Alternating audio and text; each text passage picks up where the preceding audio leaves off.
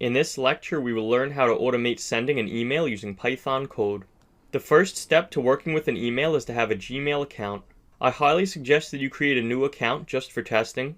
Otherwise, you risk actually deleting emails from your own personal email account or spamming yourself. I also realize that not everyone uses Gmail, so I will take a moment to walk you through the process of creating a new Gmail account for testing the code in this lecture. Let's open up a web browser, preferably Google Chrome. On the upper right, you will see the word Gmail. Let's click this option. This will take us to a page prompting us to choose an account. We will select Use Another Account. On the lower left, there is an option to create an account. Let's click this option and then select For Myself. Now we need to fill out this form. Once we do, we can click the Next button. This page has required fields of birthday and gender. The other fields we can leave blank. Once we fill these out, we can click Next.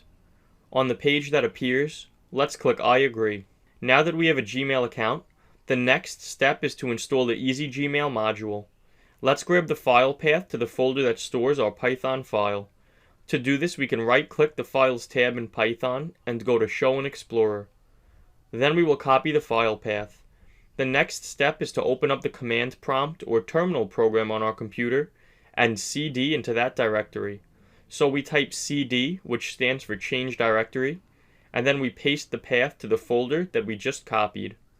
Since we are in the folder for our user, we can delete up to that part in the path that we paste. Then we will hit enter to go into that directory.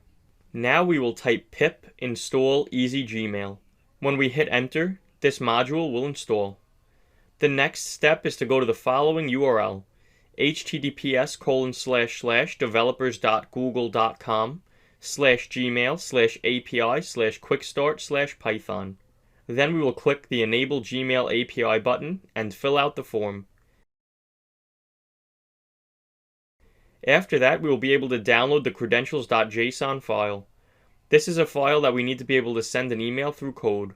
We want to make sure to put this file in the exact same folder as our Python file that we have been working in for this course. Time to write a couple of lines of Python code. Up at the top of the program, we will import the EasyGmail module. Next, we will call easygmail.init.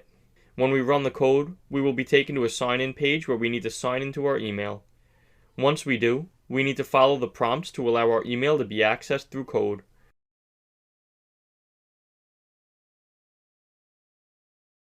Great! Now we can learn how to send emails through Python code. To send an email, we can use EasyGmail's send function. The first parameter is who the email will go to. We will specify the email that we just created to send the test message to ourselves. The second argument is the subject for the email. The third argument is the text for the body of the email. Let's run the code and wait for the console to confirm that our program finished running.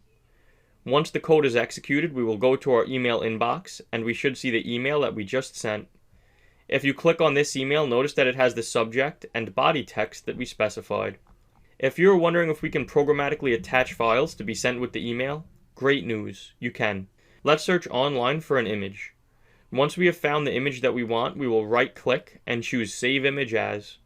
We will specify a name for our file and will download it onto our computer. We need to make sure that we save this file in the same folder as the Python file is in.